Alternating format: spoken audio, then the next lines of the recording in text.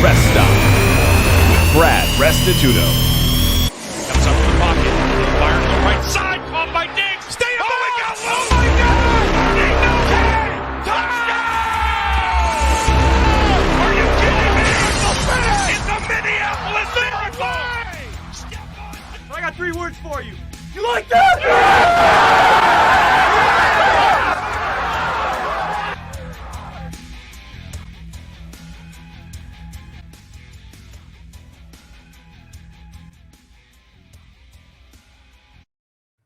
Welcome to the Rest Stop. It's Tuesday, March 30th, 2021. We come to you live every Tuesday and Thursday, 9 o'clock Pacific time. The Rest Stop, you can check it out on twitch.tv/Chris Landry Football or on my Twitter page at Brad the Believer, Brad Restituto on Facebook. We go live as well. And if you miss any part of the show live, check out the audio version of the podcast on any of your podcasting platforms. Search Landry Football Conference Call and then subscribe and like the YouTube channel, Brad the Believer. Spence, we got to get right into it. March Madness coming down to the wire. We've got 8 teams going down to 4. Gonzaga's already punched their ticket to the Final Four, and a great finish going on right now with under 10 seconds to go in the East Regional. 11th seeded UCLA Bruins taking on the number 1 seed Michigan Wolverines. And last I checked, Spence, there was about 6 seconds left. UCLA was up 1 with a 1-and-1 free throw. They hit 1 of the 2, and then Juwan Howard called a timeout. And the show started, so I didn't get to see if he was able to convert the second of the 2-and-2 to make it a 3-point game, and then Michigan coming down with an opportunity to try and tie the game or take the lead. Spence, from what you're telling me here, there's still about 3 seconds left. I don't know if you missed the second end of the 1-and-1, Spence. What update can you give us here on the East Regional? Michigan, number 1 seed, 11th seed UCLA. We're coming right down to the wire here. So it looks like they put a little time left on the clock. There's 6 seconds left. UCLA 51, Michigan 49. I'm not sure whose ball it is at the current moment. I'm actually just popping into the game myself, but looks like they're about to head out back onto the court. Lots of plays. It looks like UCLA might have the ball, so Michigan's probably going to have to defend this and foul. Looks like, maybe UCLA is now coming out of the timeout for the second part of the 1-and-1. I'm not sure exactly, but we'll see if we can follow that. While we're waiting, Spence, for that game to end, a game that did end earlier, the number 1 overall seed in the tournament, the Gonzaga Bulldogs, they handle USC pretty easily. The Trojans, a 6 seed. Gonzaga gets the win 85-66, and Gonzaga pretty much led wire to wire in that one. Their passing was impeccable. Their shot selection was fantastic, and they were up and down this court scoring 85 points, which is one of the top scoring outputs of the tournament this far. Great first half for Drew Timme. Jalen Suggs is supplanting himself as a possible lottery pick. Just an outstanding performance by Gonzaga, and they looked almost unbeatable as they're heading into the Final Four and looking to either face UCLA or Michigan here as this game's winding up. Spence, what can you tell us? Are we under 5 seconds, under 4 seconds here in this game? Still a pause, although I think Michigan may have just missed a shot, and they're reviewing who it was out of bounds on. Yeah, I'm looking at the replay now, and it looks like it is going to be Michigan's ball. So they'll have a chance to either send it to overtime or win the game? It looks like it, yeah, with about 1 point I'm going to say 0.5 seconds, because as the ball is going out of bounds, it doesn't touch until about 0.5. Michigan will have to get a shot off quickly, but 0.5 seconds, I think, is more than enough to get a Yeah, Michigan had many opportunities, Spence, here in the second half. They were down for the most part of the second half to UCLA. They fought back. They took the lead up 1, and it was back and forth for the last 4 minutes of the game. Michigan had plenty good shots at the basket in the final 30 seconds to either tie or take the lead. They could not convert, and UCLA made just enough shots down the stretch to take the lead. And it looks like, from what you're telling me here, that with 0.5 seconds, it's gonna be very difficult for Michigan to send this game into overtime. And UCLA may be advancing as the 11th seed to the Final Four to take on Gonzaga. Just a fantastic game for Zhang, Johnny Juzang. He's had a really great game tonight. He's had 28 points. He's not missed a free throw. He's been the leading scorer and very low-scoring game between UCLA and Michigan. And Michigan had their chances. They just doesn't seem like they could get the job done. Is the game still have a little bit of time, Spence? I was correct. It is going to be 0.5 seconds, and Michigan will have the ball. Juwan Howard's trying to call up something nice here. They should try to get something going towards the basket. Well, they've got some big guys. They've got Franz Wagner, big guy. They got Dickinson, another big body down there, and Davis, who comes off the bench. He's had 7 points off the bench today. He's a big body down there. We'll see if Michigan can get kind of a miraculous play here with under 1 second left in the game. Spence, you can give us the update. I do not have a TV in front of me, but okay. Juwan Howard in his second season, one of those seasons wasn't a complete season with Michigan, getting them back to prominence and a chance at a Final Four. UCLA and Mick Cronin played in the first four, Spence, and they will be only the second team to go to the Final Four as a first four participant. VCU, Virginia Commonwealth, led by Shaka Smart, was the only other team to do that in 2011. So a very improbable play with under 1 second left to try to get a chance to tie the game. It didn't happen. Michigan, no, the game's final. Yeah, so Michigan did not make that shot. So 51-49. That is a very low scoring semifinal, or I should say quarterfinals, but entertaining nonetheless. I enjoyed it very much. And Mick Cronin, Spence, who for a brief cup of coffee was the head basketball coach or the potential head basketball coach for UNLV here in Las Vegas, that did not work out for the Rebels. He goes to UCLA. Prominence in Westwood back to UCLA. The Bruins will be in the Final Four. And Spence, think of this for a second. Imagine if the Ball brothers maybe would have stuck around there. They may not have stuck around with Mick Cronin as the coach, but that's kind of interesting to think of as you see this UCLA team with LaMelo Ball would be, I believe, a sophomore, and LiAngelo would be either a junior or senior. That'd be kind of fun to watch the Ball brothers with UCLA in the Final Four, but that's just wishful thinking as Mick Cronin leads this squad to the Final Four in a 2-point victory over Michigan, and I believe they were 7 or 7.5 point underdogs coming into this game. They outscored Michigan 27-23 in the first half and did just enough in the second half. Johnny Juzang led the way with 28 points, a really fantastic performance by the top player for the Bruins. And Mick Cronin, they've shown his dad quite a bit, Spence, in the stands. UCLA is punching their ticket to the Final Four, but a very, very tough battle against the Gonzaga Bulldogs, who have pretty much steamrolled through this tournament and the regular season, posting an undefeated record on their way to doing so. Yeah, and I don't know if any team looks impressive enough to even stand up to Gonzaga. Every game is going to be individual, of course, but golly, do they seem to be so together. Although I will say my favorite team in the tournament, and I've been talking so highly of them, and it's been working out for me so far, is Houston. Just how locked in defensively they are. And, they're steamrolling as well. If they can beat Baylor, I have a pretty high confidence that Gonzaga won't just roll right through them. I think Gonzaga, in terms of getting to the finals, can't be any happier. All the opponents that people said that they didn't want to face, they basically have not had to, period, to get to where they are now. And, it'd be great to see them get to the finals. They've been a team that have been around for a long time, never been able to go over the hump, despite having some pretty good players, including Brandon Clark, who's just went to the NBA recently to play with the Memphis Grizzlies. And, I think besides the fact that, it's special to have an undefeated season, I think a lot of people in the country are behind them as well. Yeah, you mentioned Houston, Spence. I believe the only team, and I could be wrong, but from what I've been reading, the only team in history to get to the Final Four by defeating all double-digit seeds. Houston, they deserve credit. They've only got 3 losses on the season. They took care of Oregon State yesterday. They did not cover that spread as Oregon State hit a 3 late. And it was Houston, I believe, that won 66 or 67, 61, or 6. They won by 6 points, I believe. And but Houston has played very good defense, Spence, and regardless of the seeds that they've beaten to get here, they certainly earned it. And they've got a real opportunity to get to the championship game, taking on number 1 seed Baylor in the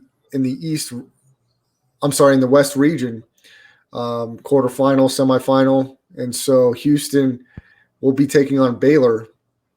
and real opportunity for Houston to punch their ticket to the championship game, which would be the first time, I believe, since 1984, Spence. Yeah, a lot of these teams it's really nice. I mean, any of these matchups, none of these teams have been in the finals in a long time. I don't know if any of these teams. These are not household names that you hear all the time going and deep into the tournaments. The days of Dukes and all of those kinds of Kentuckys. I mean, the list goes on and on. It's nice to know that they're nowhere near. It's kind of a refreshing March Madness, and really one of the big reasons why we love it so much. Spence, let's go back to the Gonzaga game, the first game tonight in the West region of the Elite Eight. Gonzaga got the win 85-66 over USC. USC is 6th seed, led by freshman Pac-12 Player of the Year, Evan Mobley. He had 17 points tonight. He was 7 of 8 from the free throw line, 5 of 11 from the field. But Gonzaga, Spence, I was only able to watch the first half and just tidbits of the second half, but they were so on point. And the first half was really the half to watch if you were a Gonzaga backer because they outscored USC 49-30. Drew Timme finished the game with 23 points, 5 rebounds, 4 assists. Jalen Suggs had 18 points, 10 rebounds, and 8 assists. And Spence, the way that they pushed the ball up the floor and moved the basketball was just textbook. Mark Few just seems like an outstanding coach, and not seems like, he's proven it, his track record over the years. But this team was moving the basketball so fluidly. They were taking good shots. They were playing with great energy and great pace, and they made it look very easy for one half of basketball, taking care of USC by 19 points. And Gonzaga's got guys that can do it up and down. Drew Timme, Corey Kispert had 18 points. We mentioned Suggs. AI had played 29 minutes, had 9 points. Aaron Cook off the bench had 8 points. They really only run about 7 deep for most of their minutes, Gonzaga, but these 7 guys are just a handful, and they're so textbook, fundamentally sound, and they're going to look really, really tough to beat. We've seen some flaws in some of the other teams, Spence, up until this point, playing close games, playing not complete halves. But this Gonzaga team, I believe, has beat everybody by double digits. They're 30-0 on the season. They had a scare in the West Coast Conference tournament with BYU in the first half, but they came back and won that game, and I believe they won by 9. So Gonzaga's been tested throughout the season, and they've answered the bell each and every time, Spence, and they're starting to hit their stride, and the Elite Eight winning by 19 points is quite impressive. Yeah, and just the way they do it, I mean, obviously they play very quick basketball, very modern style, but I think at the core of all of it, they just seem to play the game at the opponent's weakness, where they just identify what they're not good at. Whether or not it's like guards posting up in the paint, which is something you just never see anymore. Wherever they feel like they can just use you and abuse you, they do it. And also, they're just great fundamentally on defense. They don't run any crazy schemes like at Syracuse. They just find a way to take away the best things that you do. And God forbid any team tries to like keep up pace-wise with them. There's just no team in the country that can do that.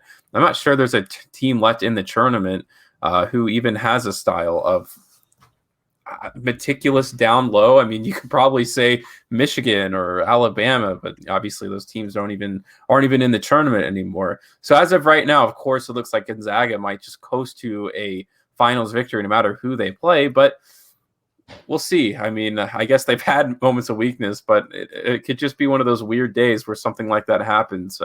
But it would be a fluke, that's for sure. They look destined to take it all. Spence, from Monday's Elite Eight action, you mentioned the Houston Cougars. They're the number 2 seed in the Midwest region. They beat Oregon State, a 12 seed, 67-61. DeJon Jarreau for Houston had 10 points, 8 rebounds, 8 assists. And you mentioned Houston's defense. They held Oregon State to 17 first-half points. That was incredible by them. They win the game by 6, and they really have a really good opportunity to knock off Baylor.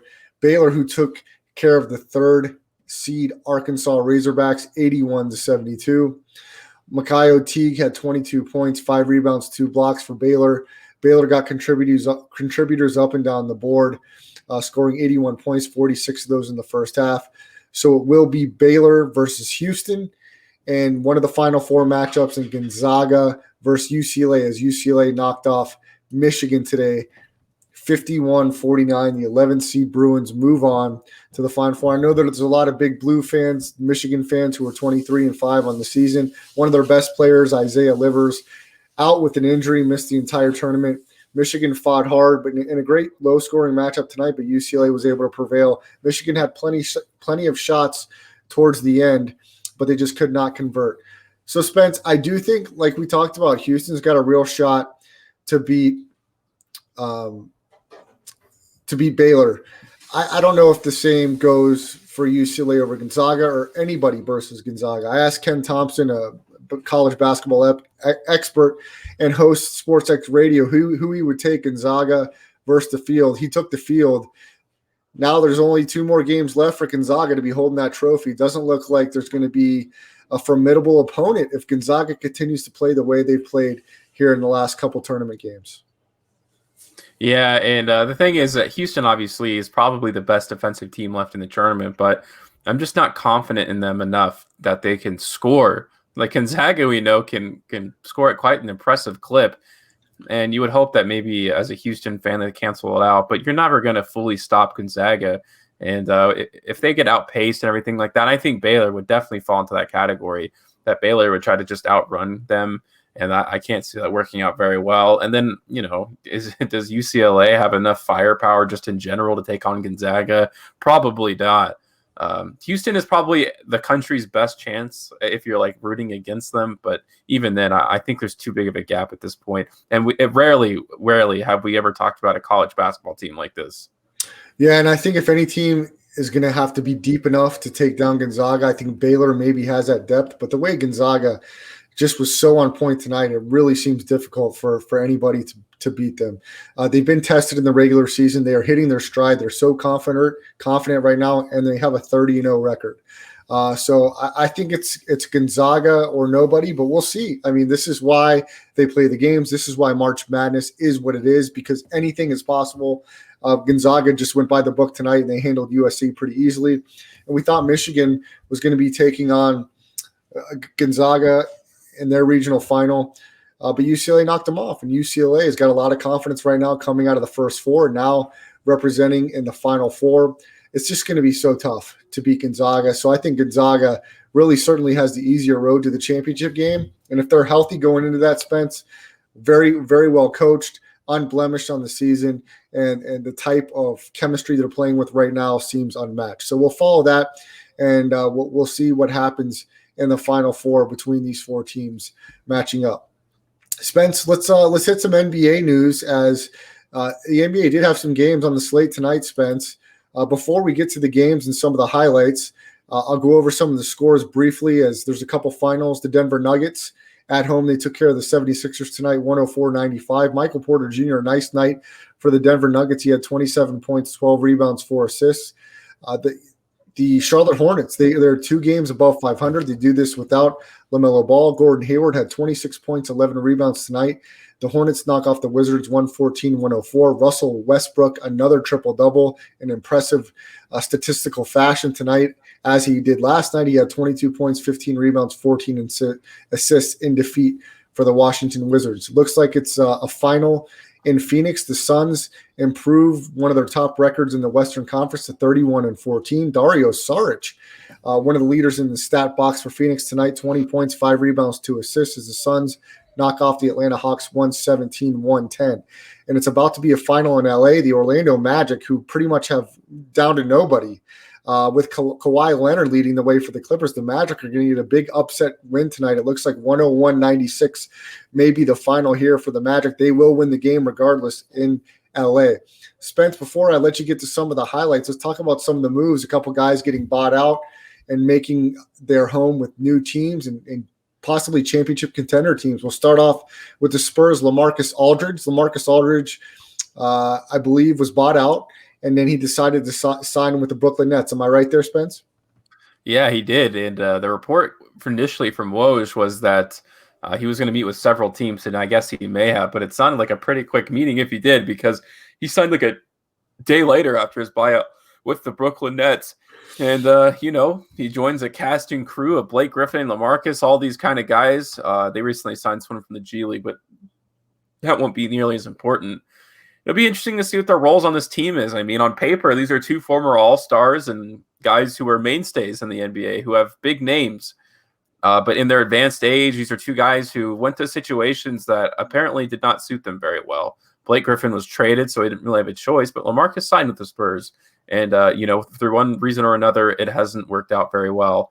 So does he have enough left in the tank? Was it really like just being on the Spurs, not fitting in their culture? Was Blake Griffin really just a lazy piece of garbage, when he was with the Pistons and simply refused to play because of his trade? I don't know. But they don't get a lot of playing time, actually. They're kind of one of the deeper bench guys. It's almost sad to see that, and especially sad to see that both of those guys willingly signed for them, just to get a ring ultimately, and not kind of take a little bit of the pride out of the game and not care too much about winning and more about, the success that the team already has. Spence, I know you don't like the defensive chemistry, their defensive ability of the way that this Nets team is put together, but it's a laundry list of guys with name recognition and guys with talent. Kevin Durant, though, Spence, I mean, what's going on with him and his injury situation? The guy hasn't played basketball in over a month, and when are we going to see him again? Because I don't know. I don't care if it's Lamarcus Aldridge, Blake Griffin, Kyrie Irving. I don't know that the Nets could go all the way and win the title without Kevin Durant. Yeah, I really doubt they could. They would probably still make the finals because no one in the East is just putting up any sort of competition. At this point, everyone's kind of mailed it in. The Knicks are climbing, not that they're a horrible basketball team or anything, but, they're not. They would never be a fourth seed in the West, in my opinion. So what I'm trying to say is that, they're gearing up for the finals through one way or another. I don't think they're even – I mean, the Bucks are definitely going to be their biggest competition, but they have literally done nothing like in the past 3 years because Giannis still can't play in the half court. That'll always be the fundamental issue with the team outside of any other issues that they have. The Bucks kind of match up the best against them too. Drew Holiday on Kyrie, Giannis would be on KD, and PJ Tucker would probably guard James Harden. And I don't think you can get a better three guys maybe in the league on that, but I don't think they're going to be able to score enough and kind of lock them down. There's always going to be those shortcomings as well. But yeah, Kevin Durant's dealing with that hamstring issue, but he's not in a rush. I mean, we all saw like what happened last time when he can't rush back from injury. He almost ruined his entire career. So I think he might be taking more extra time than he would earlier in his playing days just because of that's on the back of his mind. And Steve Nash is a first-year head coach. He's not going to tell him no. Spence, you mentioned PJ Tucker with the Milwaukee Bucks. What is the situation with Austin Rivers? I heard he was going to be signing with Milwaukee. He was a part of the trade with the Knicks in Oklahoma City, got Austin Rivers in the trade and released him. What's the status of Austin Rivers right now? Yeah, Austin Rivers is going to be signing with the Bucks, and also Jeff Teague. He's also going there. So, I mean, they're assembling a group of guys, no doubt. They've always had a bench problem, so I mean that's two good players to have. Solid bench players, yeah. Yeah, so they definitely feel like they have the team to beat the Brooklyn Nets. That goes without saying. But again, like I said, this team lives and dies by Giannis. Giannis is going to get 24 points a game simply because he's so big on the fast break, whatever the case may be, off the pick and roll. But that doesn't matter in the final 2-3 minutes of the game when it's really tight and it's all about half court.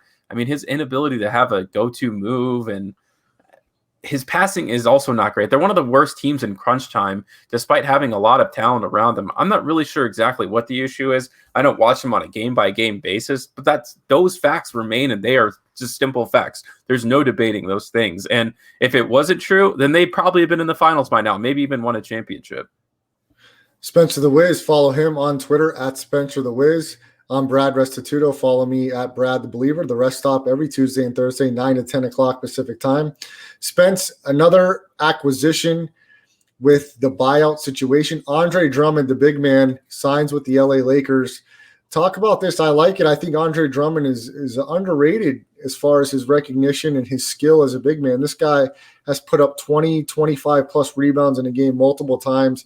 He certainly gives you a nice presence down low. He's got some offensive skills. I think when LeBron James comes back healthy along with Anthony Davis, this could be a good lineup on the court for the LA Lakers. I like the signing, and it's well needed with the Lakers as dealing with injuries right now. They're in a bit of a tough patch in this part of the season. We'll see how Frank Vogel navigates it.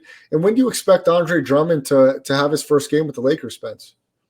Yeah, so it should be really soon. They just beat the Orlando Magic by like 3 points the other night. But Anthony Davis will be back before LeBron James. So I was actually talking about this earlier with a friend about whether or not an Anthony Davis-led Lakers, no LeBron James, would could be successful. Not, they're obviously going to need him for a finals push, but just for the regular season. And my buddy pointed out that, well, Anthony Davis has kind of been in that situation his entire career, and that has not translated to winning outside of like sneaking into the playoffs as the A seed. But I think this is just a long-term plan for the Lakers, who are looking to face the Brooklyn Nets in the finals. And if there is a weak point for that team, because it's not going to be scoring, it's on the glass. I mean, they are going to be running Jeff Green at the 5 position a whole lot of times. And it'll kind of be that balance, I think, if the Lakers and Brooklyn do meet each other there, where Andre Drummond's going to have like 18 rebounds in the game, but Jeff Green is going to cook him. See, that's the thing. Like, I think the Lakers can live with a Jeff Green, Andre Drummond matchup. Jeff Green will probably, hit a good amount of his threes, but would you rather lose in the finals because Kevin Durant, went off on you, or because Jeff Green kind of dominated? He's never really been able to do that in his career. So if the Lakers want to give up 6 threes to Jeff Green a game, I mean, I think that's fine with them, as long as that means that Andre Drummond is extremely successful on the defensive glass and the offensive glass and just cleans up for them all the time. And Anthony Davis, he has the ability to guard 1 through 4. Andre Drummond doesn't, so that could be a little awkward. But even if he's faced up against DeAndre Jordan, I think, Andre Drummond is significantly better than him at this point in his career. And you can even go down, I guess, the West. The Lakers facing the Clippers, they would love to have, they are going to have Andre Drummond, so they're going to love to have him because, again, that's always been the weak spot, and they haven't addressed it at all. The Rondo signing certainly does not address their problems down below. They think Zubac is going to be the guy to do that, but Jokic cooked him last year in the playoffs, and I think Andre Drummond can do something extremely similar, maybe in a different fashion. He's not going to be running the offense, but he's so weak, and I think Drummond plays great enough defense to where Zubac's offense just won't matter at all either.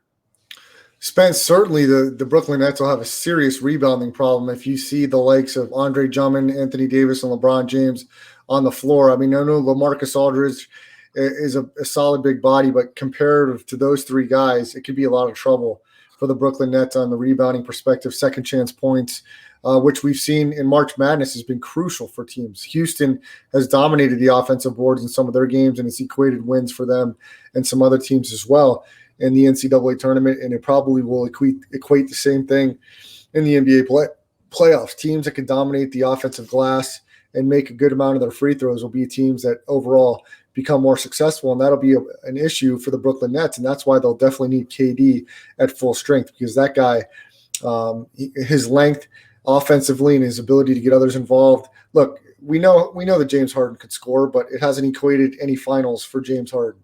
So they're going to need Kevin Durant at full strength to really get them to where they want to go. Spence, let's hit some of the highlights tonight, as a couple nice upsets in the NBA, but a short card, only, I believe, 4 games in the association tonight. And Spence, if you've got some highlights, let's go over some of the scores and highlights from tonight's NBA action. Yeah, absolutely. So yeah, it was a pretty light night, and I kind of only have highlights from one of the games, but they are quite entertaining. And there are a couple of things I would like to talk about. But yeah, Gordon Hayward, obviously, everybody criticized him for Michael Jordan for signing this big contract, but at this point, it is proof that Gordon Hayward, maybe got a little too much money, but it's not like he's one of the worst contract skill to money wise ever. And I think he had 6 field goals in the first quarter alone. I think this was the 6th one. Started that one down by his waist. It slung that one in. And somewhere Dolph Shays is smiling. Gordon Hayward again, his 6th first quarter field goal. Yeah, so they got it going, and it was a pretty close game up until the end. And Cody Zeller, is kind of a silent guy who's been on that team for what seems like 500 years, just kind of getting a little better in one of those old-fashioned classic good roll to the basket kind of dudes. He gets a big slam here. 1 second.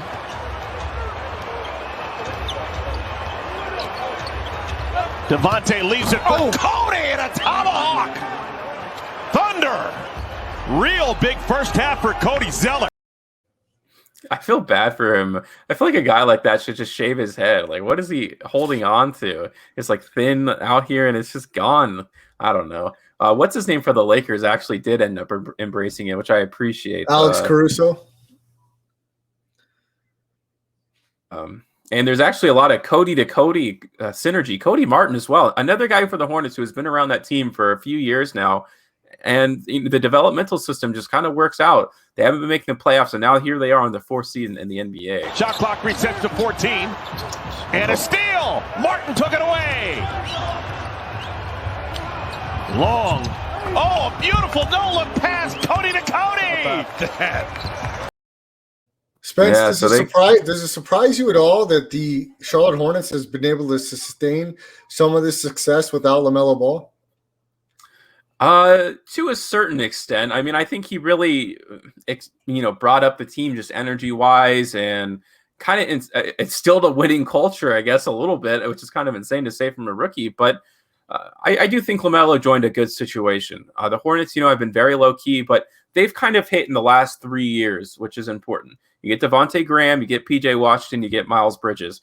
None of those guys are going to be MVPs one day, maybe not even all-stars, but I think that's what everybody gets caught up these days when it comes to team building, and maybe even the Bulls to a certain extent with Vucevic, where it's just like, oh, I have talent, that's all I need. Like, now you really need a collection and a cast of guys who fit into what you've been doing for a long time. That's what made Brooklyn so good. That's what's got them into this position, not because they had KD, but KD and Kyrie would have never been there if they hadn't established some sort of winningness in there. And that was brought by Karis LeVert, Jared Allen, all of those guys that you can go back to. And I think that's what the Hornets are doing now. And, they got Gordon Hayward to get there, maybe not the biggest free agent ever, but certainly an upper echelon. So I think as players try to see what's going on, and if LaMelo really does turn out to be as good, all of that they've been going through would 100% be worth it. And when you do finally assemble that team, maybe that means you trade the assets like P.J. Washington, like the Brooklyn Nets did, or maybe you keep them around, because I think these can be contributors on playoff teams moving forward. Spence, if you're the Charlotte Hornets, how do you avoid an Orlando Magic situation where you're over 500, you secure a playoff spot, but you can't quite get out of the 7th, 6th, 8th seed and start competing for conference titles? Well, that's where you and I kind of fundamentally disagree, because I think Orlando has played their cards perfectly to this point. Look, you can't go for a finals run every year when you're not the Lakers or the Celtics like that. Orlando is a very nice city, and they should always be able to recruit, but sometimes it just doesn't work out. They accumulated some really good talent, and instead of letting them walk, they brought them all back because they had whatever they had going on, and then they were able to flip them for great assets. Now, are all the picks that they got going to be perfect? Probably not. No one ever really does that well in the draft ever. You just never know, right? You can do all the scouting you want, but I think they have finally built a foundation of which they believe that they can build upon. I like RJ Hampton. They get a rookie from this year, one of the most highly coveted, or middle round guys, probably outside of the lottery, one of everyone's favorite picks. Wendell Carter, I think, can be a contributor on a finals team. I think he could be a starter as long as you have significant help elsewhere, like all pro level talent or all NBA guys. And again, I think Otto Porter could also be. He's only 2 years removed from 17 points per game. If you can kind of get somebody to come along, a very big name, or maybe you draft a guy like John Moran or Zion Williamson, then you'll start seeing a lot of success. And I think they're doing it right. I think they have managed player relationships very well. No one has left the team. Vucevic had said nothing but great things. Evan Fournier kind of understood the situation that he was going to be a free agent. It was never going to go there. He never used that against Orlando at any point in the season. And Aaron Gordon, it was a mutual thing. Neither of them wanted to be together anymore. I don't think he also said it. He just said it ran its course and it didn't work out, and I want to get traded. So I think if you can have those be the building blocks of your franchise, then if the opportunity comes along, because you never know when it will, it's just one of those spur of the moment things where the Brooklyn Nets, in that example, where they're just like, Kevin Durant wants to come here with Kyrie. I don't know why. I mean, maybe we put the pieces together and that's how you do it. But every single offseason for a long time, they looked awful. Like, we can't forget that. Just because it's working out now doesn't mean we can't forget all the years of pain. You just want to do the right thing in the context of each season. You either make championship moves towards a championship or you don't. Those are the two choices that I see in every franchise. And championship moves are not always acquiring the biggest name out there. So, Spence, my question to you is, for the Charlotte Hornets, what are the championship moves needed to be made between now and next regular season to have them in the conversation to have a berth to the Eastern Conference Finals? Nothing. I don't think there's anything that they can do. And the worst thing that they can do is try to trade for someone like Vucevic, who we all know won't be good enough to get them to the finals.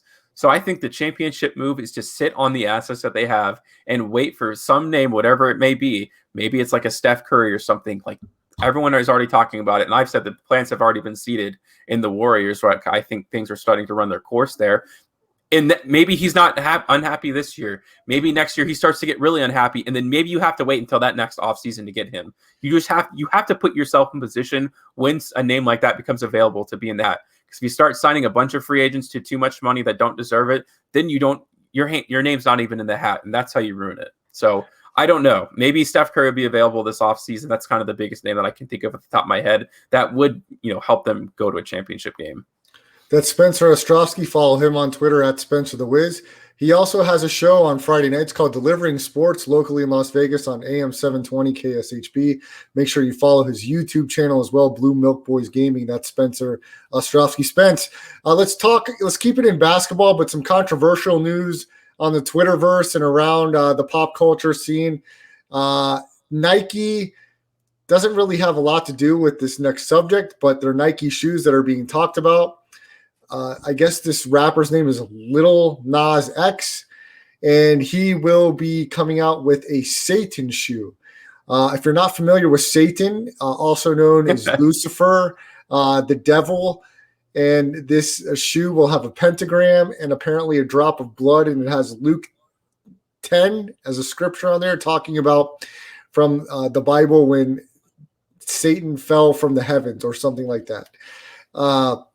Spence, as you know, I've come out on this show and talked about my Christian faith and my newfound commitment to God, church, and life. And so I don't want to lose my mind too much over something that seems like a very big publicity play. But it is kind of interesting to me. We're in a cancel culture and we want to be outraged over everything and cancel everything.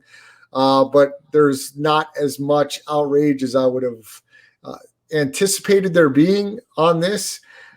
Spence, what were your initial thoughts? I'm sure you gave it a chuckle. What do you know about this Lil Nas X?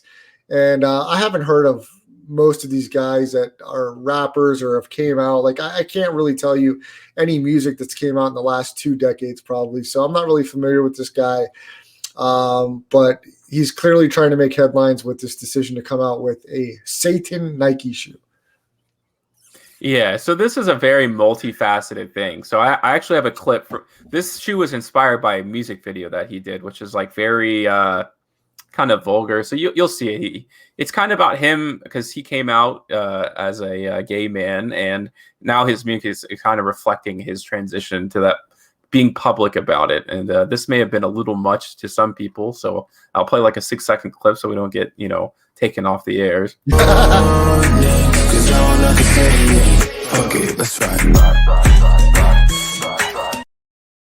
Yeah, so I mean, you get the idea. It gets a little more like intense than that, if you can believe that.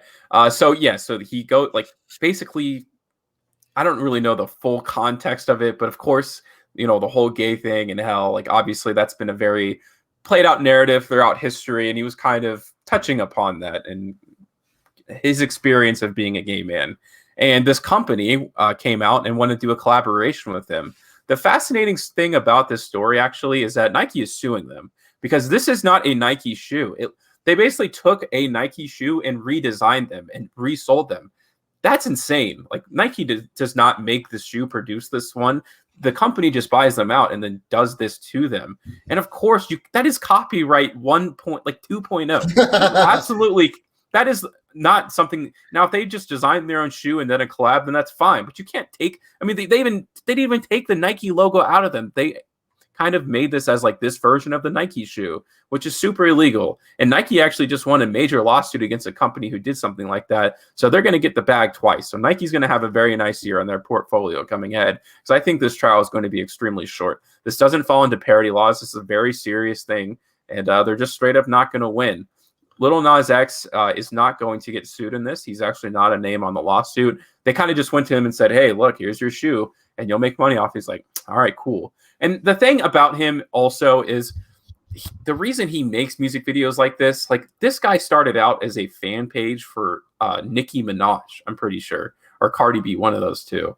Like he understands how to play the game, just like Nicki Minaj and Cardi B. Like in their music videos, like WAP, of course, like that's going to elicit a lot of attention on social media. So by people saying they're boycotting Nike and stuff like that, you are just helping him by boosting his social media tag rate. People just are so silly. And also, I will also say this, and like I'm not in support of Satan's shoes, of course. That's really weird and stupid. But at the same time, by you saying you're boycotting Nike while tweeting on your iPhone made by child slaves, or you shop at Walmart and they are destroying small businesses, like this is where you draw your virtuous line. Like, come on, dude. Either you're okay with everything or you're not. Nike also has like child slave workers who get paid pennies on the dollar. I have owned Nike stuff. I'm sure you do too. We all do. We all have iPhones and phones that were all made in factories. So why is it now that you decide that you care about the greater good when in reality you don't? When you shop and do all these things for companies that do unvirtuous things, I think it's very silly. And it also happened with Colin Kaepernick and Nike. No, I'm not shopping at Nike anymore. After they went back to shopping at Nike about 3 months later, after everyone had already forgotten about it. So this is all part of the, like you've just fallen into his hands if you are outraged and raging over it on social media.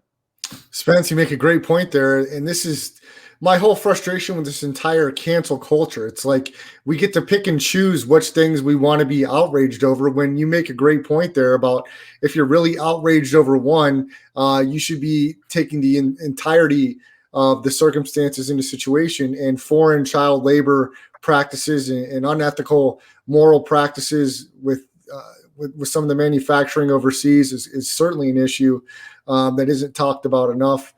And with a lot of these big name companies that really don't they don't care about anybody but their bottom dollar. So I wish that was more into the conversation, especially when you're talking about professional athletes and social justice, what they want to put on their T-shirts and outrage over, but some of the things they don't talk about, which are some of the things you mentioned right there, Spence.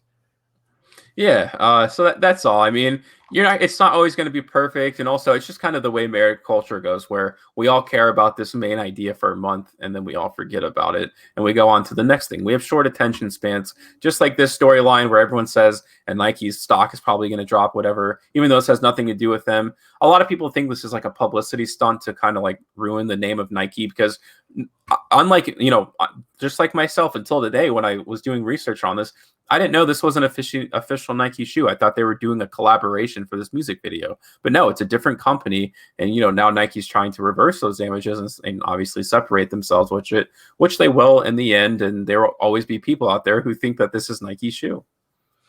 That's Spencer Ostrowski. Follow him on Twitter at Spencer the Wiz. This is the Rest Stop. I'm Brad Restituto. Follow me on Twitter at Brad the Believer. Spence, let's go to some NFL news, and we'll start off with the 17-game addition to the NFL schedule. That's one more extra game in the NFL regular season, and it looks like it'll be matching an AFC and NFC team against each other. What are your thoughts initially on this, Spence? I mean, it's something that the Players Association agreed on. There's going to be some monetary compensation for the players in this. It certainly adds to the already grueling schedule as a football player, a professional football player in America. This is really a year-round sport to keep your body, mind, and spirit in shape for 16 games. Now we're going 17 games, including the playoffs. It seems like kind of a big deal. I know some people are mentioning it as a really huge deal, but it seems like one to me. This is a big deal. And again, this is another thing with a lot of layers to it. And this all goes back to the new collective bargaining deal that the players had, which I thought was a joke submitted to the players from the NFL. Like one of those initial feeler offers that you just send to be like, this is the baseline of where we want to start debating. And the Players Association just blindly agreed to it. And I'll tell you why this is a disaster for them, because the price they paid is now NFL players get to smoke pot and not be suspended for it. That's one of the biggest things that they had talked about, right? But the real issue here is that the average NFL career is now going to be shorter. It's like 2.5 years. Well, I'm going to say on average, with an entire extra game and probably one less preseason game, the career is going to go from like 2.8 years to 2.5, meaning that the NFL has to pay less health benefits now than they do for fringe guys who may have career-ending injuries at the end of their careers. So instead of addressing that, the big-time guys, like the guys who are the head of it, who make the $100 million deal, said, as long as you take care of us, we don't really care what happens in the end. That's what I feel like's happening now. And also, I mean, I'm kind of not really much of a historian, but I do love stats, and I do think they're a good part of the game. And now it's going to be like infinitely more impossible to compare guys, because in like 20 years, there will be kids who didn't even know that there was a 16-game season. If you look back and be like, how good was Derek Carr during this time? And you're like, oh, he only had this many yards this year when everyone else has now like at least 4,000. Not that I would ever defend Derek Carr in my older ages. I'm going to talk about how terrible he was. But you know what I mean? Like, now guys are going to have regular 5,000-yard seasons and 4,800 yards, and everything's just going to be a little more inflated. And I think that takes a bit away from the game. And I've never felt like the season needs to be an extra game long. I get that brings in extra money. But again, I care more about in the NFL the guys who have 3-year careers than I do for the guys who are so famous and powerful that they will always receive health benefits because they can afford them on themselves. But a guy who made his way up from the practice squad, finally got up in there, and then tore his ACL during a preseason game. Or maybe he got a career-ending concussion, or he had so many concussions in college football that he just wasn't able to continue going because of his injuries in the NFL. Like, those guys are going to be the ones drinking soup out of a straw when they're 45 years old and having no benefit from Roger Goodell because they don't want to pay them. That is the price you pay for a 17th game, which sounds a little extreme, but it is the truth, I believe. Spence, I agree with you. I don't see the need for a 17th game. I really don't. I mean, I think the structure works out very fluidly how it is with 16 games. I don't mind. I think it worked out well, the additional playoff spot that was added last year in both conferences. I think that worked out pretty well. I just don't know that I'm on board with this 17th game, but it is what it is. This is something that it's not negotiable at this point. It's going to be in the cards, and the teams are going to have to deal with it. The teams, players, coaches, and staff and fans are going to have to deal with the 17th game. And I'm sure from a watching and viewership standpoint of the fans, they won't mind it, but I don't know that there was a need for it. It's going to happen, so we're going to have to deal with it. And you're spot on with the records that are now going to be having to change or tarnished or compromised or an asterisk next to them. I think that's silly. I mean, football stats are certainly year to year, and they're manufactured based on those games. I mean, I guess when you go back before the 70s, before stats were recorded and there wasn't 16 games. But I mean, with Spence, we're talking back then when social media and technology wasn't where it was now, where you have all of this stuff readily available. So it's going to be very skewed in the eyes of people trying to look up information 10, 15 years from now, when you're talking about 17 games compared to 16 games, and then you're trying to analyze and grade players based on a 17 and 16 game schedule. It's going to be a big deal. Eric Dickerson has held the season-long rushing record for many, many years, and there's a good chance that that's going to be broken very, very soon with the 17-game schedule, as you'll only need to average about 123 yards for 17 games to beat that record. Yeah, I mean, that's just insane. And I think also when you talk about the game in the 70s to now, I do not see the game evolving drastically that much over the next 10 years, meaning that players are just literally going to benefit from this new system. We're also seeing that in the NBA as well, where we're almost peaking of what it means to score in a basketball game. You can only score so many points in that allotted time. We're not loop-de-dooping the ball around, playing in the post for 24 seconds. Like even when you get an offensive rebound, you only have 14 seconds to score. So guys are getting almost to the point of pure efficiency. And we're definitely far from that in the NFL. I think a lot of coaches still have the old mindset of we need to run just pure pro offenses, when in reality, you should just be tailoring your entire offense to the guy who you're running it around. But, the rushing records, that'll be gone first. And passing records probably won't be far behind. I think actually we had those years of Matthew Stafford having 5,000-yard seasons. Patrick Mahomes, I believe, had one during his MVP season. But now they just won't be that special anymore because plenty of guys will be throwing the ball a bunch of times. Someone like a Trevor Lawrence and Joe Burrow, I'm sure, will have one or two of those in their career when they probably may have never had one ever before that. Spence, let's move into the big pre-draft trade over the weekend. The Miami Dolphins were involved, and they've been a team since Brian Flores took over as the head coach that have been in the news as a team very, very fastly on the rise, as they seem to have turned the Laramie Tunsil trade to Houston into multiple first-round picks, and they've moved up and down the board, acquiring tons of draft equity, Spence, and they do it again over the weekend, giving up the 3rd overall pick to the San Francisco 49ers. They move back to 12th and then trade again with the Eagles to move up to 6th. And, man, it just looks like Brian Flores has done a masterful job in being able to put a young roster around a team that was already fighting for a playoff spot. It looks like Tua Tagovailoa, the quarterback that went in the top 5 last year to the Dolphins, it looks like he's going to have an opportunity in his second year to improve on his first year. A lot of people are ready to pull the plug early on Tua. It's just a really tough situation, Spence, because Brian Flores is really doing an excellent job building this Dolphins team and this roster. They do it again here. And my question before we talk about the Dolphins side, the San Francisco 49ers, who are 2 years removed from being in the Super Bowl representing the NFC conference, many people are talking about them drafting a quarterback moving into that 3rd spot, and the writing could be on the wall for Jimmy Garoppolo to be moving forward. But what are the Niners in such a hurry for to move up? Why now, Spence? Why now? And did you have to move up to 3 to get your guy?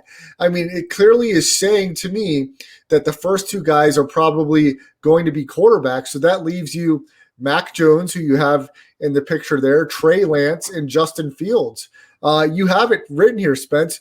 Who do they want so badly that they're moving up to the 3rd spot? Spence, before I give you my opinion, give me yours. Yeah, so I'll actually show you some of the footage from Mac Jones' pro day today. It's a little funny. Hey, but they didn't go to North Dakota State. Well, the thing about the North Dakota State is when you talk to, as you look at Coach Belichick and Josh McDaniels. I would hate so badly to look back and see Belichick giving that kind of look and shaking his head. That'd be so depressing. But yeah, so they had his pro day. Justin Fields also had his pro day. He threw a 67-yard bomb to Devontae Smith. Pretty impressive. So no one really knows who they want. But this is actually very peculiar because Trevor Lawrence is going to be taken number 1. That's obviously. Number 2, we think it's Zach Wilson, but that's kind of up in the air at this point. That's not a sure thing. Not as sure as Trevor Lawrence, in my opinion. So it's strange to me that they're willing to give up so much when they quite literally have no idea who is going to be available to them. They must either be okay with Zach Wilson, Mac Jones, or Justin Fields, so much so that they're willing to take either of them there because they give up 3 first-round picks. They technically only are missing out on 2 because, they're giving up this year's to move up. And then the actual price is the 2 of the first-round picks in the later years.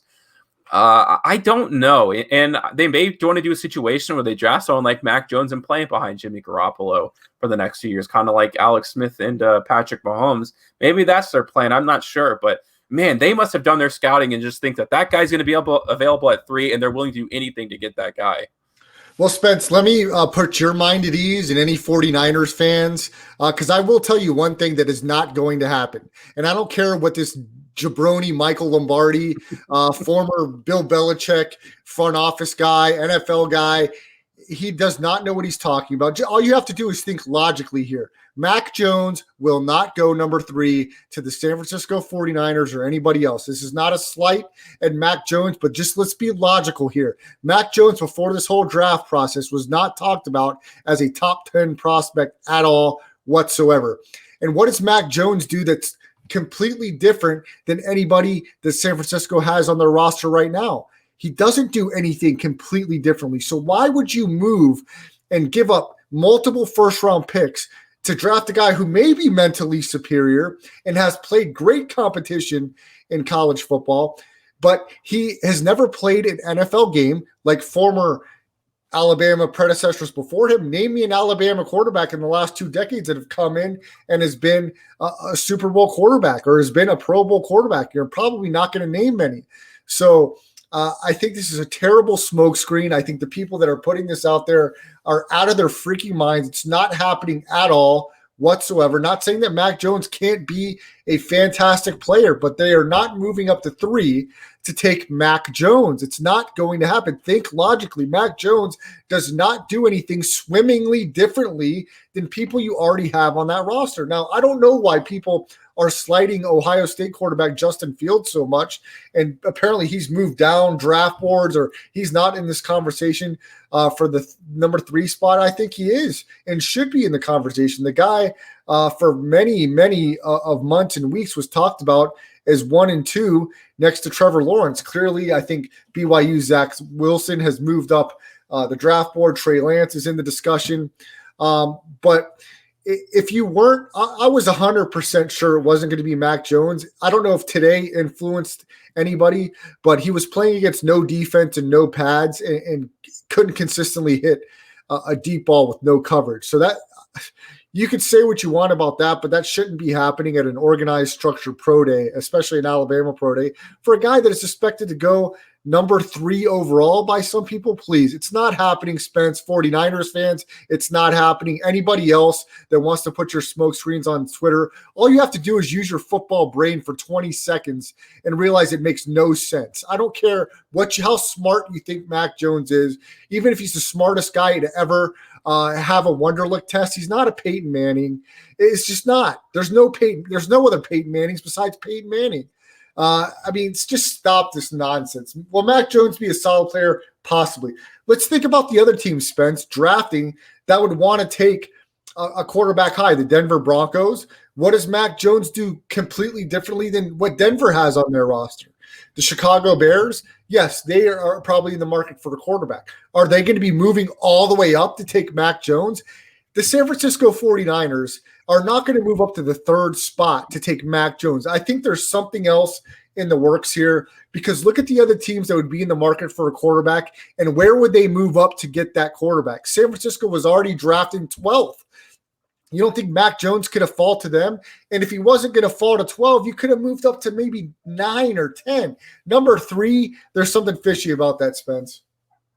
Yeah. I mean, it's just crazy to think that they like Justin Fields that much, because you talked about Alabama not having good quarterbacks translate into the NFL. Ohio State might be worse or just as bad. AJ McCarron played in a playoff game as a starting quarterback. You can say that at least. You want to go down just the Braxton Millers and, Terrell Pryor, so many guys from Ohio State that were highly touted.